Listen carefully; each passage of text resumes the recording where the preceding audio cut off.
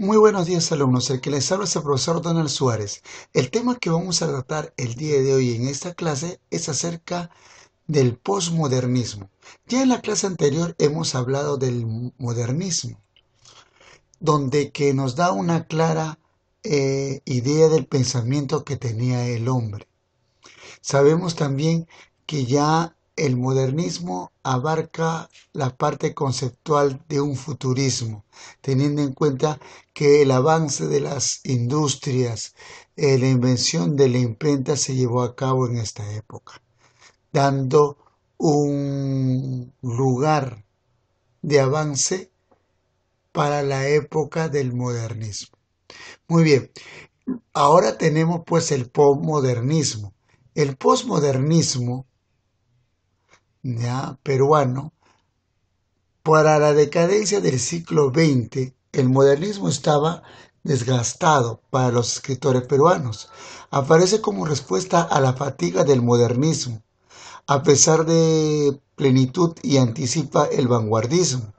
También conocido como la última etapa del modernismo, época del desencadenado, que lleva a cabo una forma de situación que se presenta.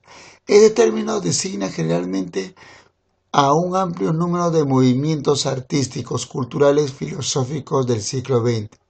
Definimos en diversos grados y maneras por su opción o superación del modernismo.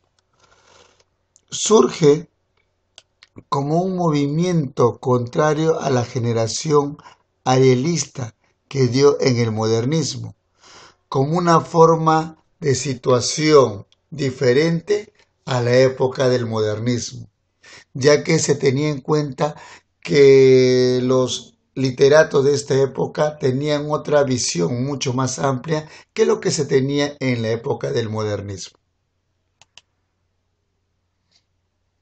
Luego del impacto tan grande que causó el modernismo en todos los países de la lengua hispánica, apareció una reacción literaria al exagerado cosmopolitismo de dicho movimiento, y ella recibió muchos nombres como el criollismo, regionalismo, neocostumbrismo, posmodernismo, etc.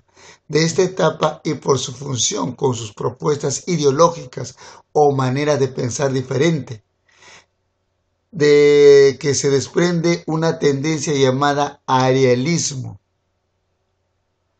Las características del posmodernismo.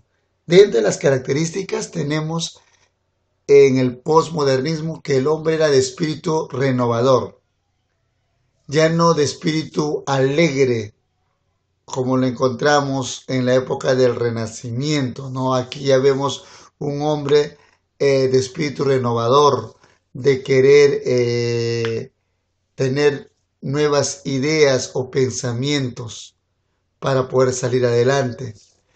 Vemos a la musicalidad modernista, interés por lo nacional, se interesa por la parte de la identidad nacional, la temática localista, inclinación esteticista, retorno a la realidad inmediata y el sencillismo y la depuración de las formas de expresión artístico que se llevaba a cabo. Ya, estas eran las características que se tenían en cuenta. Además, dentro de las características nos muestra un detalle importante, el retorno a la realidad inmediata. Los escritores postmodernistas renegaron el exotismo y los temas fantásticos propios de la literatura modernista. ¿Por qué? Porque no se sentían a gusto de lo que realmente se tenía en cuenta en la época del modernismo. Buscaron recuperar la emoción por las cosas humildes, por las cosas que realmente eran mucho más valiosas y simples de la vida cotidiana, y retornaron en muchos casos pues a la forma de costumbre antaña. Representantes, dentro de ello tenemos a Abraham Valdelomar, José María Buren, Víctor Andrés Belaúnde, José Díez Canseco, Percy Gibson, Federico More, Pablo Abril de Vivero, Luis Alberto Sánchez y José Carlos Mariátegui.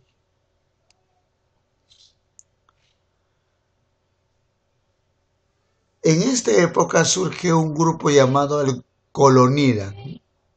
Este movimiento literario que surgió entre los años de 1915 y 1916, integrado por artistas destacados que forman el nombre de la revista Colonida, como respuesta al espíritu estilista y colonial. Fue fundado por Abraham de Lomar en el año de 1916. Propugnó la formación colonial, la ruptura de lo académico, hispánico y libre renovación de los temas y estilos, activando con simpatía las nuevas tendencias literarias italianas y francesas. O sea, no se acogía a lo que era la parte académica, sino que buscaba una nueva forma, que era una tendencia literaria de italiano y francés. En ese empeño cohesionó a una generación de artistas y escritores, convocando particularmente a los jóvenes valores de las provincias, hasta entonces marginados, a esos niños jóvenes de las alturas, que mostraban humildad, mostraban cierto cariño, amor, y a eso se reflejaba una realidad. Varios de ellos publicaron una antología poética titulada Las Voces Múltiples en el año de 1916, que presentó el momento culminante del movimiento. En realidad, Colonida presentó una etapa de transición de la literatura peruana, donde convergieron las fuerzas tradicionales y las de renovación. El movimiento Colonida se originó a partir de la revista fundada por Abraham de Lomar en el año de 1916. Tuvo la particularidad de oponerse al modernismo, a lo que lo calificó como aristocrático, academista, alineante y limeño. Fue una escuela que buscó la renovación literaria, rechazando todo regazo colonialista. Presentó una insurrección contra la olarquía conservadora, pretendió reivindicar la parte de lo provinciano y desechaba todo lo que se decía que era la parte de Lima, y deseaba tratar y presentar las costumbres y vivencias de nuestro pueblo, enriqueciendo mucho más aún todas esas costumbres que en un principio ya se había olvidado. La importancia del movimiento. Como observó Mariátegui, Colonida presentó una revolución, sino solo una insurrección, una necesaria fuerza negativa disolvente, beligerante contra lo academismo, reiniciante en la crítica y la producción literaria, opinándose a figuras como José de la Ribagüero y Osma y Ventura García Calderón. Los colonidos estaban en centro de toda la rigidez literaria y propugnaron la renovación de temas y estilos. ¿Por qué? Porque lo que se buscaba en la época del postmodernismo eran nuevos estilos, nuevas formas, ya que no se regían a la parte académica, como se veía reflejado en un principio en la época colonida de lo que llamamos nosotros modernismo. Asimismo, inauguró entre los literatos del peruano una conciencia cultural. En este sentido fue un manifiesto de afirmación nacional opuesto a la dependencia que guardaban nuestras letras respecto de España, y defensor de un cosmopolitismo que devolviese al país su autonomía cultural. Son estos los rasgos que generaron la admiración de Manuel González Prada hacia un grupo allegado a afirmar: el ya anciano literato de la generación colonida era el más fuerte, fecundo y valioso de cuartos de las cuartas generaciones literarias hasta entonces tenido el Perú. Abraham Valdelomar, conocido bajo los seudónimos del Conde de Lemos, el Dandy, padre del cuento, fue el narrador, poeta, periodista, ensayista y dramaturgo peruano. Es considerado uno de los principales cuentistas del Perú, junto con Julio Ramón Ribeiro. Fue un escritor completo, pues abarcó prácticamente todos los géneros literarios conocidos. Sus cuentos se publicaron en revistas y periódicos de la época y él mismo organizó en 2 libros, El Caballero Carmelo, que escribió en el año de 1918, y Las Hijas del Sol, escritas en el año de 1921. En ellos se encuentran los primeros testimonios del cuento neocriollo peruano de rasgos postmodernistas que marcaron el punto de partida de la narrativa moderna del Perú. Estilo y obras. En estilo tenemos que destacó una poesía y cuento, creador del cuento criollista, sencillez nostálgico, familiar, infantil. Se utiliza un vocabulario arcaico y una retórica propia de las novelas de caballería para narrar El Caballero Carmelo. Usó temáticas fantásticas. Su poesía también es notable por su evolución, porque ha ido cambiando en forma singular del modernismo al posmodernismo, teniendo incluso astivos geniales de vanguardismo. Posee una sensibilidad lírica extraordinaria que tiene como máxima expresión la de ser un vuelco hacia su interioridad.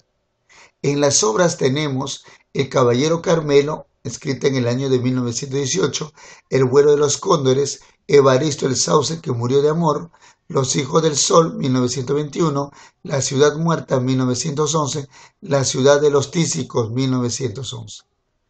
Entre sus obras mucho más conocidas tenemos El Caballero Carmelo y El vuelo de los cóndores, que trata de una realidad que acontece en nuestros tiempos.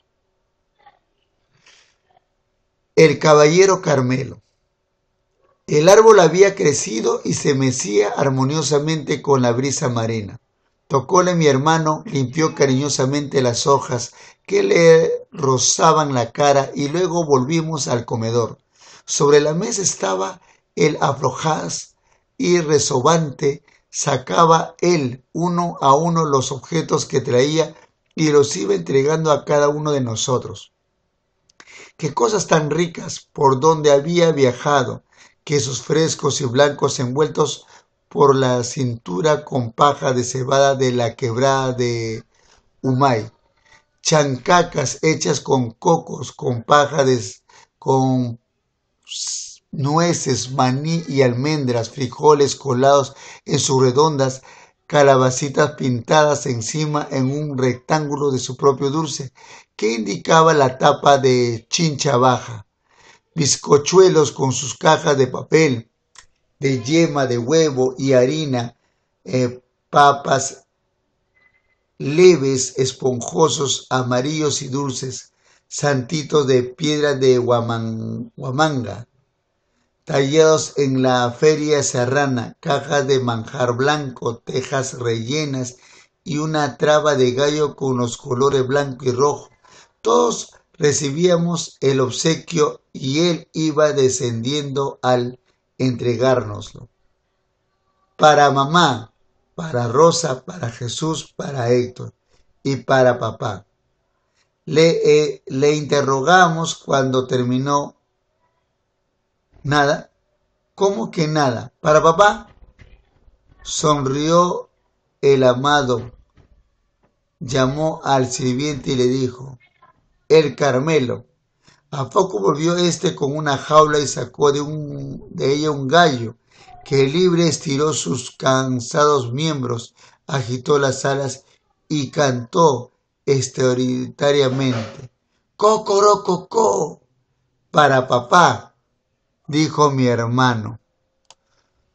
Así entró en nuestra casa este amigo íntimo de nuestra infancia, ya pasada, a quien acaeciera historia digna del relato, cuya memoria perdura aún en nuestro hogar, como una sobra alada y triste, el caballero Carmelo.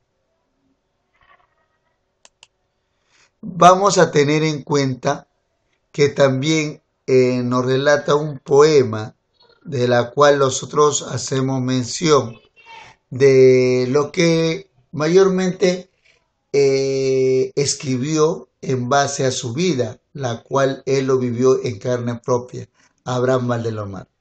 Y este poema lleva por título Tristitia. Mi infancia fue dulce, triste, serena y solo. Se deslizó en una parte de una aldea lejana, entre el manso rumor con que muere una ola y el tañer doloroso de una campana. Dábame el mar la nota de su melodía y el cielo la serena quietud de su belleza, los besos de mi madre una dulce alegría y la muerte del sol una vaga tristeza.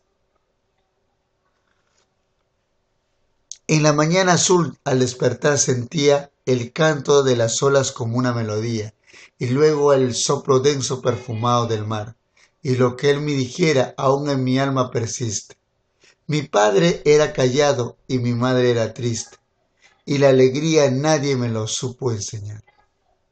En esta obra, como volvemos a dar a conocer, Abraham Valdelomar incita mucho en lo que viene a ser la vida que tuvo él como personaje.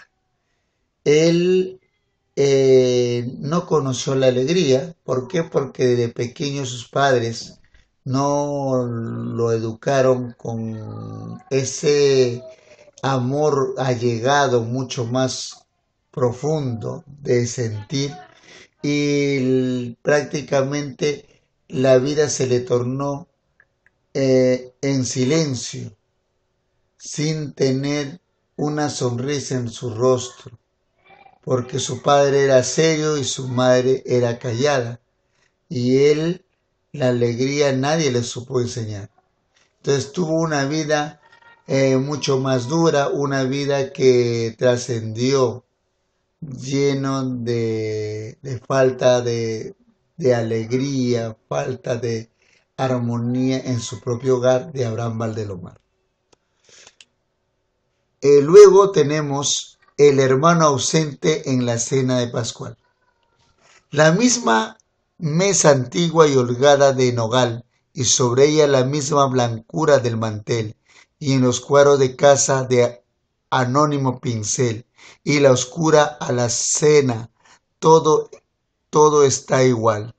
Hoy un sitio vacío en la mesa hacia el cual mi madre tiende a veces su mirada de miel y su musita el nombre del ausente, pero él hoy no vendrá a sentarse en la mesa pascual. La misma criada pone, sin dejarse sentir, la suculenta vianda y el plácido manjar, pero hoy no hay alegría ni el afán de reír, que animaron antaño la cena familiar, y mi madre, que acaso algo quiere decir, ve el lugar del ausente y se pone a llorar. Aquí vemos una forma de tristeza, de ausencia de un ser querido que se alejó y que hoy no está compartiendo con ellos. Eso lo refleja en su obra Abraham Valdelomar, en la cual llamamos El hermano, presente en la cena de Pascual, ¿no? Es una obra literaria con mucho amor para todas las personas que en nuestra situación nos encontramos, porque nos hace falta un hermano, tal vez en la cena pascual, como él lo dijo. Muy bien, luego tenemos a José María Eguren. José María Eguren es otro de los grandes representantes de la época. Fue un poeta, un exalumno del Colegio de la Inmaculada, periodista, escritor, pintor, fotógrafo peruano. Es el único simbolista peruano, poeta peculiar, segundo mejor poeta después de César Vallejo. En el año de 1910 aparecen sus primeras publicaciones y posteriormente sus demás obras, mereciendo numerosos homenajes de Valdelomar, pero Zulem en otros situación. En el año de 1930 fue incorporado a la Real Academia Peruana de la Lengua. Mariátegui dijo que Eguren, que representaba en nuestra historia literaria la poesía pura, una poesía inspirada por él mismo. José María Eguren, este gran poeta, es junto a Vallejo fundador de la lírica peruana contemporánea. Eguren nace en Lima en el año de 1874 y de pequeño fue un niño enfermizo. Es por ello que fue enviado a vivir al campo, por el cual pasaría solitario y que será un motivo de su obra poética. Luego de la muerte de sus padres, se muda a Barranco, un balneario apacible y hermoso. Admira el mar, que encontramos como un elemento recurrente en su poesía. Trabajó un tiempo como bibliotecario, se establece en Lima y asiste a conversaciones sobre arte y literatura, y muere en el año de 1942. Las características que representa José María Eguren: presenta rasgos modernistas, tiene un lenguaje refinado y musical, inclusión de la fantasía. Eguren fue un poeta extraño que creaba sin copiar modelos ni hacer alboroto. Chocó con la tradición artística del modernismo y anunció la conciencia solitaria de un gran poeta, pues Eguren fue desde el comienzo el creador de una obra muy personal, de una obra creada por él mismo, sin tener imitación alguna de otros autores, sino sencillamente era la forma de inspiración que utilizaba en base a la realidad, en base a lo que él vivía, en base a las experiencias. Luego tenemos su estilo y obras. Tuvo un estilo. Sugiere en su estilo ambientes irreales cargados de significación, liberando al poema de toda connotación objetiva. Deja atrás a los mellifluos versos románticos y el sonsonete clarinesco del modernismo. Eligió un vocablo preciso y sugerente, lirismo profundo, lengua musical en sueños, visiones infantiles y alucinatorias. Su poesía vislumbra paisajes funambulescos, castillos almenados, bufones de la Edad Media, el ambiente gótico y héroes de cuentos de hadas. Su poesía tiene la incoherencia de sueños y la pesadilla. En conclusión, la poesía de Eguren es la prolongación de su infancia. Entre sus obras tenemos Las Simbólicas, que escrita en el año de 1911, La Canción de las Figuras, 1916. Dentro se encuentra diversos poemas como La Niña de la Lámpara Azul y Rondineles, escritas en el año de 1919. Entre sus obras en narración tenemos su obra cuentista, fue publicada en 2 volúmenes, El Caballero Carmelo, dada a conocer en el año de 1918, y Los Hijos del Sol, 1921. Entre los cuentos más difundidos y aplaudidos están El Caballero Carmelo, El vuelo de los cóndores, El hipocampo de oro, El alfarero, Evaristo el Sauce, que murió de amor, Los ojos de Judas, etc. Las novelas cortas tenemos a Hierba Santa, escrita en su adolescencia, La Ciudad Muerta, escrita en el año de 1911, La Ciudad de los Tísicos, 1911. En ensayos tenemos La Psicología del Gallinazo, escrita en el año de 1917, y Belmonte, el Trágico, 1918. Entre sus obras destacan en poesía Sus poemas más conocidos y elogiados por su sencillez y lirismo, Tristitia, el hermano ausente de la cena pascual, entre otras. Estos poemas y otros aparecieron en el libro Voces Múltiples, con poemas de otros poetas del grupo Colonida, 1916. En teatro tenemos a La Mariscala, escrita en el año 1914, en la colaboración de José Carlos Mariátegui. La Verdolaga, teatro escrito en el año de 1917. Entre sus poemas tenemos El bote viejo. Bajó brillante niebla de soldados antinias, cubierto amaneció en la playa un bote viejo. Con arena se mira la banda de sus bateleros y en la quilla verdosos colafoteos. Bote triste yacente por los minúsculos honrado, he venido de ignotos muelles amargos. Apareció en la bruma y en la armonía de la aurora, trabajo de los rompientes doradas conchas, a sus bancos remeros, a sus amarillentas sogas. Vienen los cormoranes y los gaviotas, los pintorescos niños cuando dormita la marea, lo llenan de cordajes y de banderas. Los novios en la tarde en su alta quilla se recuestan y a los vientos marinos de amor se besan.